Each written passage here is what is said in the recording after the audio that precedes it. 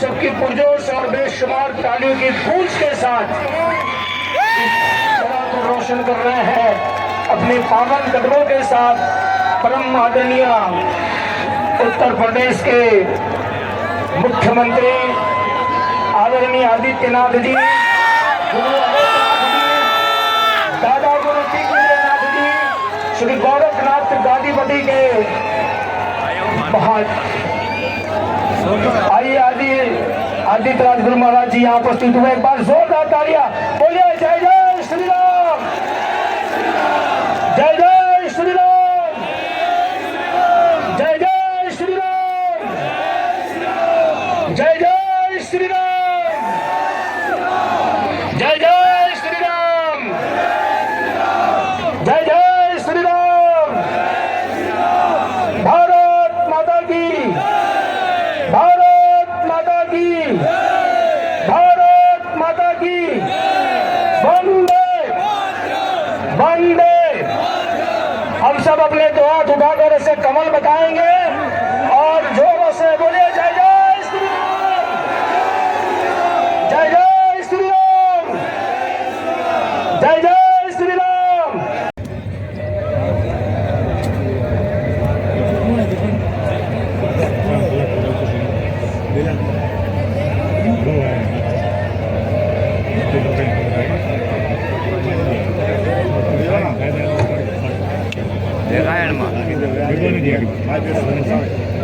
विकास no पाटो होए अने इंजन पाछा डबल होए तो कहे बुझ पढ़े ने गतिशील गुजरात केवी गति पकड़ी छे। आप बधाने मारा जय श्री राम।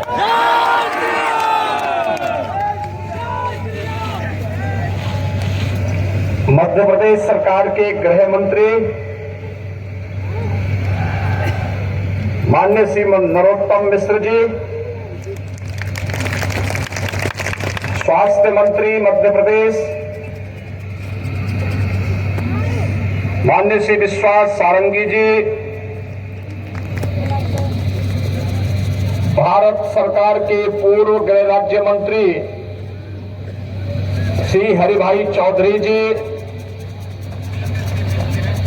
बनासकांठा के भारतीय जनता पार्टी के जिला के अध्यक्ष श्री गुमान सिंह चौहान जी, माननीय विधायक रानीवाड़ा राजस्थान श्री नारायण सिंह देवर जी, आज के इस कार्यक्रम में मंच पर उपस्थित सभी पूज्य संतजन, स्वामी प्रतापपुरी जी, स्वामी सत्यानंद ब्रह्मचारी जी, महंत काशीनाथ जी, स्वामी सदानंद गिरी जी, मदन भारती जी, साध्वी निर्मलपुरी जी, सभी पूज्य संतजन और भारतीय जनता पार्टी के लोकप्रिय प्रत्याशी श्री भगवान भाई पटेल जी और भारी संख्या में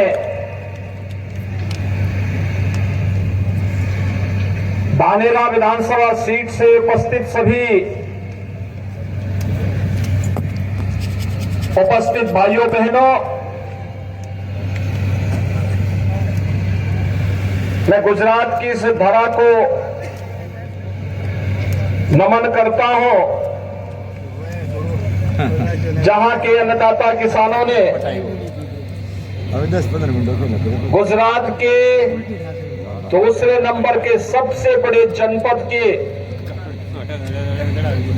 इन किसानों ने अपने परिश्रम और पुरुषार्थ से एशिया की सबसे बड़ी डेयरी बनास डेयरी देकर के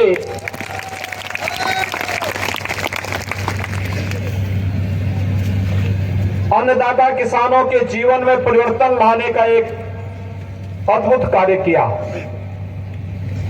मैं नमन करता हूं इस धरती को जो संतों, महापुरुषों और अन्नदाता किसानों के परिश्रम और पुरुषार्थ का परिणाम निरंतर देती रही है।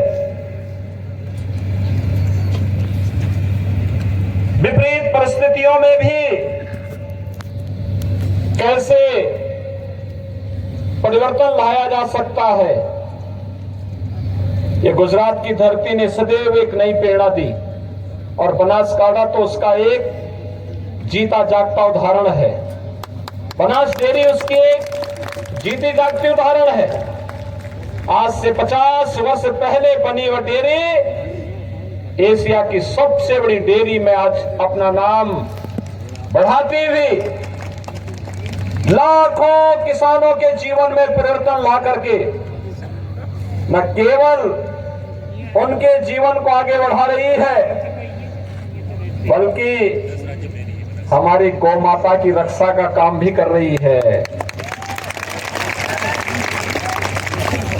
भाइयों बहनों, जिस धरती पे गौ माता की रक्षा होती होगी उस धरती पे कभी अभाव नहीं हो सकता है, और यह आप सब ने करके दिखाया है। वैसे भाइयों बहनों, गुजरात की धरती बड़ी पुण्य की धरती है।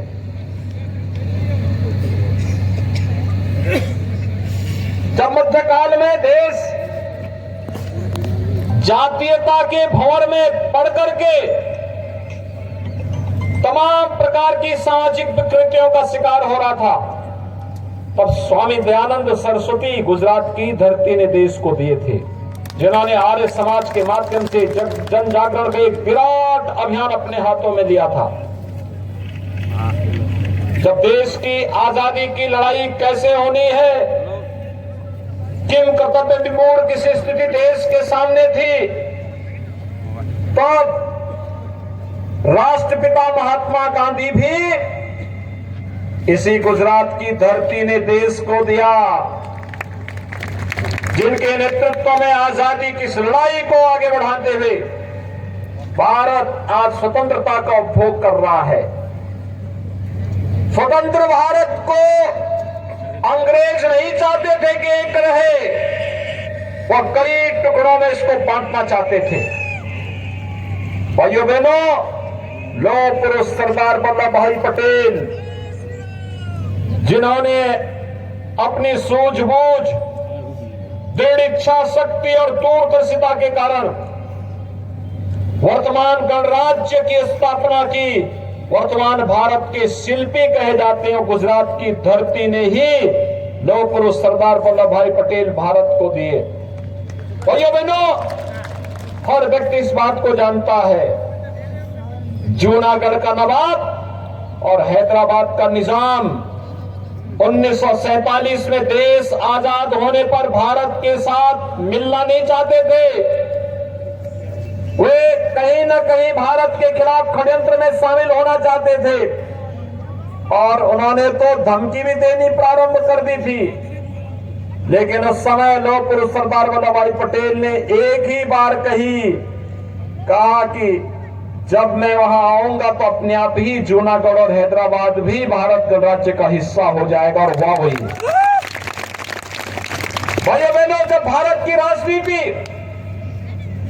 अविश्वास, भ्रष्टाचार, अलगाववाद और अराजकता की चपेट में आ चुकी थी, देश के नागरिकों में व्यापक अविश्वास था, नाराजगी थी, जगह जगह आंदोलन प्रारंभ हो गए थे। उस समय 2014 में गुजरात की धरती ने देश के आज के लोकप्रिय प्रधानमंत्री श्री नरेंद्र भाई मोदी को भारत को दिया, और आज हम सब जान रहे हैं, आज प्रधानमंत्री मोदी जी के नेतृत्व में एक भारत श्रेष्ठ भारत का सपना साकार हो रहा है। आज का दिन भाइयों बहनों बहुत महत्वपूर्ण दिन है। आज का दिन महत्वपूर्ण इसलिए, आजादी का अमृत महोत्सव वर्ष और दुनिया के 20 बड़े देश, जिनका दुनिया के 80% संसाधनों पर अधिकार है, आज उन 20 बड़े देशों के G20 के देशों के अध्यक्ष के रूप में प्रधानमंत्री मोदी जी ने कार्यभार संभाला है। ये भारत के लिए गौरव का विषय है। अगले 1 वर्ष तक भारत के नेतृत्व में प्रधानमंत्री मोदी जी के मार्गदर्शन में दुनिया के अंदर शांति, सौहार्द और विकास के लिए एक रूपरेखा तैयार होने वाली है। और इस देश से भाइयों बहनों हम सबको गौरव की अनुभूति करनी चाहिए। यही नहीं, आजादी के अमृत महोत्सव वर्ष में भाइयों बहनों हम सब जानते हैं, जिस ब्रिटेन ने 200 वर्षों तक भारत पे शासन किया, उस ब्रिटेन को पछाड़ करके आज भारत दुनिया की 5वीं बड़ी अर्थव्यवस्था भी बन गया है। इसमें आप सबके परिश्रम, पुरुषार्थ और देश के यशस्वी नेतृत्व के कारण ये सब संभव हो पाया है। एक तरफ वैश्विक स्तर पर बढ़ता हुआ भारत और दूसरी तरफ भाइयों बहनों सुरक्षित होती हुई हमारी सीमा। और बनासकांठा से ज्यादा कौन जान सकता है, इसकी तो सीमाएं बॉर्डर से जुड़ती है, सुरक्षित होती हुई सीमा। एक और आतंकवाद, नक्सलवाद को पूरी तरह समाप्त करना। गुजरात के अंदर हम सब जानते हैं सन 2002 में भीषण दंगे हुए थे। 2002 के बाद गुजरात में दंगा मुक्त, कर्फ्यू मुक्त गुजरात शांति और सौहार्द और विकास के नई ऊंचाइयों को छू रहा है। तो दूसरी ओर प्रधानमंत्री बनने के बाद मोदी जी ने देश को आतंकवाद और नक्सलवाद से मुक्त कर दिया। आज भारत भी विकास के पथ पर आगे बढ़ चला है। भाइयों बहनों, आस्था का सम्मान कैसे होना चाहिए? 500 वर्षों का इंतजार समाप्त करते हुए अयोध्या में भगवान श्री राम के भव्य मंदिर के निर्माण का काम भी प्रारंभ हो गया है। कांग्रेस नहीं चाहती थी कि अयोध्या में भगवान राम का मंदिर बने। कांग्रेस नहीं चाहती थी कि काशी में काशी विश्वनाथ धाम का निर्माण हो। कांग्रेस कभी नहीं चाहती थी कांग्रेस कि उज्जैन में महाकाल के महालोक का निर्माण हो। और कांग्रेस कभी नहीं चाहती थी उत्तराखंड में केदारपुरी में केदारनाथ धाम का पुनर्निर्माण हो। कांग्रेस कभी नहीं चाहती थी कि द्वारिकापुरी का पुनरुद्धार हो, मां अंबा के धाम का पुनरुद्धार और सुंदरीकरण का भव्य कार्यक्रम हो। क्योंकि कांग्रेस तो इन सभी आस्था के स्थानों पर बैरियर बनकर के हमेशा उनके सुंदरीकरण और पुनरुद्धार के कार्य में बाधक बनी रही। कांग्रेस और आम आदमी पार्टी, भाइयों बहनों, ये दोनों देश की सुरक्षा और देश के विकास के बाधक तत्व हैं। और इसलिए भाइयों बहनों, मैं आपसे पूछना चाहता हूं, क्या कांग्रेस कश्मीर में धारा 370 समाप्त कर पाती? आपको लगता है कर पाती? क्या कांग्रेस अयोध्या में राम मंदिर का निर्माण कर पाती? और क्या काशी विश्वनाथ धाम का निर्माण कांग्रेस कर पाती? भाइयों बहनों, जब ये लोग ये काम कर नहीं सकते, भारत की प्रतिष्ठा बढ़ा नहीं सकते, भारत के प्रत्येक नागरिक को सुरक्षा नहीं दे सकते, भारत को समृद्धि के पथ पर अग्रसर नहीं कर सकते, तो इनको वोट देकर के हम अपना लोकतांत्रिक अधिकार को क्यों खराब करना चाहते हैं? और इसीलिए मैं आप सबसे अपील करने के लिए आज यहां पर आया हूं कि भाइयों बहनों, आज पूरा देश प्रधानमंत्री मोदी जी के नेतृत्व पे गौरव की अनुभूति कर रहा है। और मैं भी आपको इस बात का एहसास कराने के लिए आया हूं। हम सब आज पूरा देश इस बात को जान रहा है कि गुजरात में भारतीय जनता पार्टी की सरकार 7वीं बार बनने जा रही। सारे सर्वे इस बात को प्रमाणित करती है, पूरी मजबूती के साथ बनने जा रही है। कोई संदेह अब नहीं रहा। तो फिर आपकी इस विधानसभा सीट पर भी भारतीय जनता पार्टी का प्रत्याशी भारी बहुमत से विजयी बने। धानेरा विधानसभा सीट पर भी तो भारतीय जनता पार्टी आनी चाहिए, और इसलिए आनी चाहिए भाइयों बहनों, जो संकट का साथी हो वही सच्चा साथी होता है। आप याद करिए, कोरोना कालखंड इस सदी का सबसे बड़ी महामारी का कालखंड था, तब कांग्रेस कहीं नहीं थी। आम आदमी पार्टी तो गुजरात की बात तो दूर, जिस दिल्ली प्रदेश में उनकी सरकार है वहां से उन्होंने लोगों के घरों के पानी के पाइप काट दिए, बिजली के कनेक्शंस तोड़ दिए गए, गरीबों का राशन बंद कर दिया, हॉस्पिटल में सीट और बेड बेचते थे आम आदमी पार्टी के लोग। इन लोगों से क्या उम्मीद की जा सकती है? इसलिए भाइयों बहनों, मैं आप सबसे अपील करने के लिए आया हूं। कोरोना कालखंड में आपने देखा होगा,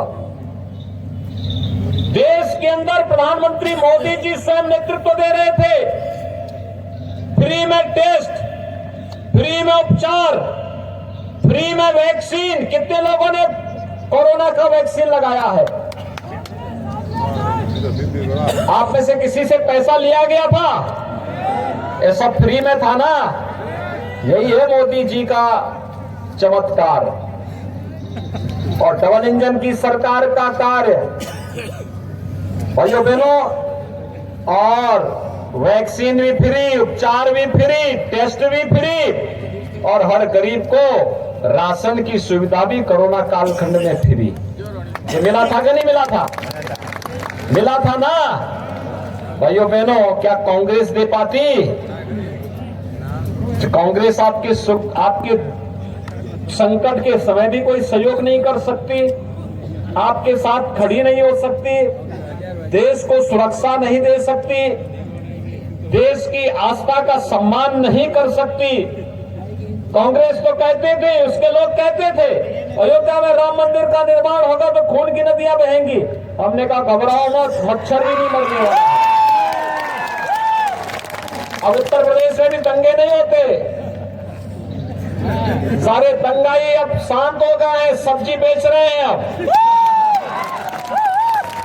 ठेला लगा करके अपने गले में तख्ती लटका करके चलते हैं और कहते हैं कि साहब जान बख्श दो एक बार, अब आगे से कुछ नहीं करेंगे। और इसलिए भाइयों बहनों, यह कार्य केवल और केवल भाजपा कर सकती है। सबको सुरक्षा, सबको सम्मान, सबकी समृद्धि और एक भारत श्रेष्ठ भारत की परिकल्पना को आगे बढ़ाते हुए अपने मान बिंदुओं की पुनर्स्थापना का कार्यक्रम, अयोध्या में भगवान राम के भव्य मंदिर का निर्माण आस्था के सम्मान का वही एक प्रतीक बन गया है। और इसलिए आज मैं आपके बीच में आया हूं, आप सबसे अपील करने के लिए।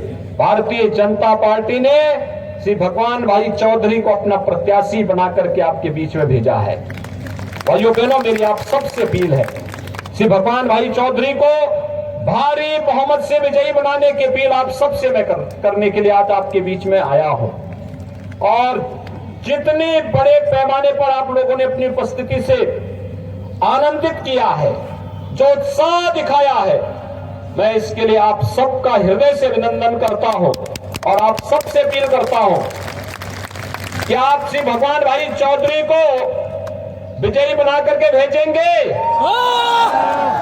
सो आप बधा, भाजपा ने भव्य जीत आप सो, हाथ ऊंचा करने समर्थन आपो।